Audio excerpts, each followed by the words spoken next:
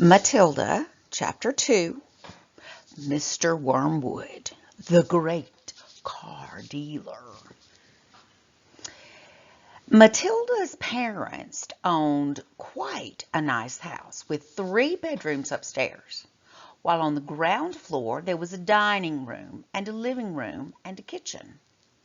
Her father was a dealer in second-hand cars, and it seemed he did pretty well at it. "Sawdust," he would say proudly, "is one of the great secrets of my success, and it costs me nothing. I get it free from the sawmill." "What do you use it for?" Matilda asked him. "Ha!" the father said. "Wouldn't you like to know?"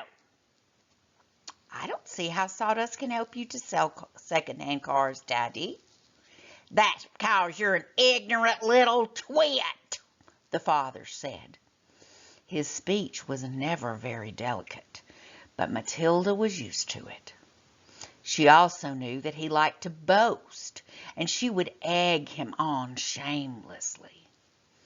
"You must be very clever to find a use for something that costs nothing," she said. "I wished I could do it." "You couldn't," the father said. "You're too stupid, but I don't mind telling young Mike here about it, seeing he'll be joining me in the business one day." Ignoring Matilda, he turned to his son and said, "I'm always glad to buy a car when some fool has been crashing the gears so badly they're all worn out and rattle like mad. I get it cheap. Then all I do is mix a lot of sawdust with the oil in the gearbox and it runs as sweet as a nut." "How long will it run like that before it starts rattling again?" Matilda asked him. "Long enough for the buyer to get a good distance away," the father said, grinning. "About 100 miles. "But that's dishonest, Daddy," Matilda said. "It's cheating." "No one ever got rich being honest," the father said. "Customers are there to be diddled." Mr. Wormwood was a small, ratty-looking man whose front teeth stuck out underneath a thin, ratty mustache. He liked to wear jackets with large, brightly colored checks, and he sported ties that were usually yellow or pale green. "Now, take mileage, for instance," he went on. "Anyone who's buying a second-hand car, the first thing he wants to know is how many miles it's done, right?" "Right," the son said. "So I buy an old dump. It's got about 150,000 miles on the clock. I get it cheap, but no one's going to buy it with a mileage like that, are they? And these days, you can't just take the speedometer out and fiddle the numbers back like you used to 10 years ago. They fixed it so it's impossible to tamper with unless you're a ruddy watchmaker or something. So, what do? I use my brains, laddie, that's what I do." "How?" young Michael asked, fascinated. He seemed to have inherited his father's love of crookery. "I sit down and say to myself, how can I convert a mileage reading of 150,000 into only 10,000 without taking the speedometer to pieces? Well, if I were to run the car backwards for long enough, then obviously that would do it. The numbers would click backwards, wouldn't they? But who's going to drive a flaming car in reverse for thousands and thousands of miles? You couldn't do it." "Of course you couldn't," young Michael said. "So, I scratched my head," the father said. "I used my brains. When you've been given a fine brain like I have, you gotta use it. And all of a sudden, the answer hits me. I tell you, I felt exactly like that other brilliant fella must have felt when he discovered penicillin. Eureka! I cried. I've got it. What did you do, Dad? The son asked him. The speedometer, Mr. Wormwood said, is run off a cable that is coupled to one of the front wheels. So first I disconnect the cable where it joins the front wheel. Next, I get one of them high-speed electric drills and I couple that up to the end of the cable in such a way that when the drill turns, it turns the cable backwards. You got me so far? You following me? Yes, Daddy, young Michael said. These drills run at tremendous speeds, the father said. So, when I switch on the drill, the mileage numbers on the speedo spin backwards at a fantastic rate.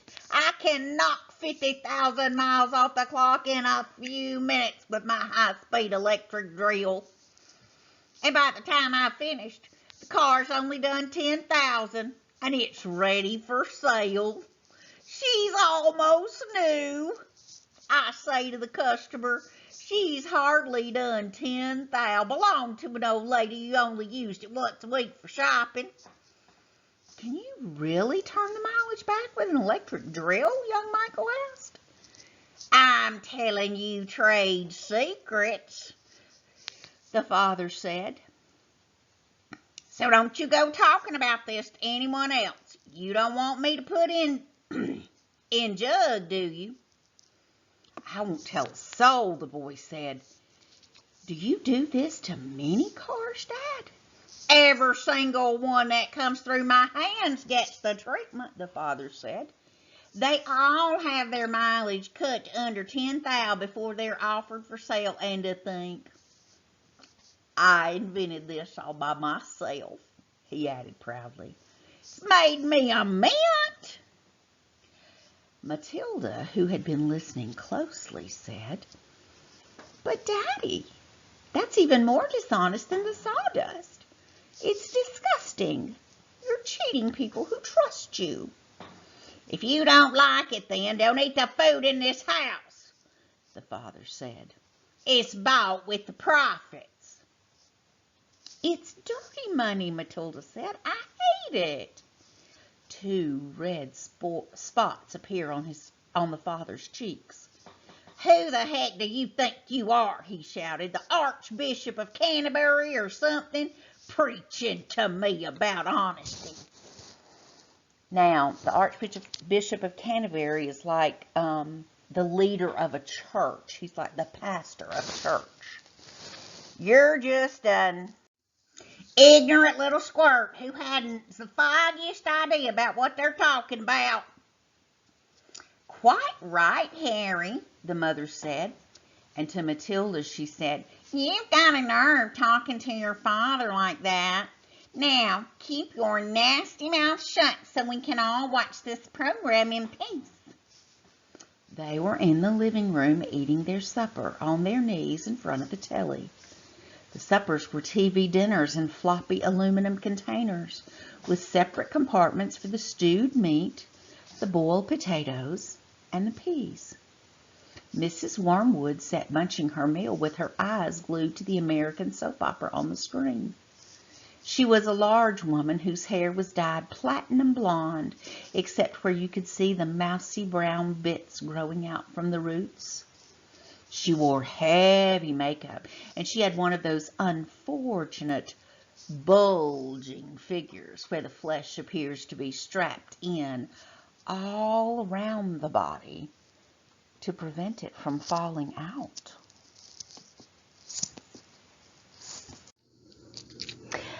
Mummy, Matilda said, would you mind if I ate my supper in the dining room so I could read my book? The father glanced up sharply. I would mind, he snapped. Supper is a family gathering and no one leaves the table till it's over. But we're not at the table, Matilda said. We never are. We're always eating off our knees and watching the telly. What's wrong with watching the telly, may I ask? the father said. His voice had suddenly become soft and dangerous. Matilda didn't trust herself to answer him, so she kept quiet. She could feel the anger boiling up inside of her. She knew it was wrong to hate her parents like this, but she was finding it very hard not to do so. All the reading she had done had given her a view of life they had never seen. If only they would read a little Dickens or Kipling, they would soon discover there was more to life than cheating people and watching television. Another thing, she resented being told constantly that she was ignorant and stupid when she knew she wasn't. The anger inside her went on boiling and boiling, and as she lay in bed that night, she made a decision. She decided that every time her father or mother was beastly to her, she would get her own back in some way or another. A small victory or two would help her to tolerate their idiocies and would stop her from going crazy. You must remember that she was still hardly 5 years old, and it was not easy for somebody as small as that to score points against an all-powerful grown-up. Even so, she was determined to have a go. Her father, after what happened in front of the telly that evening, was first on her list.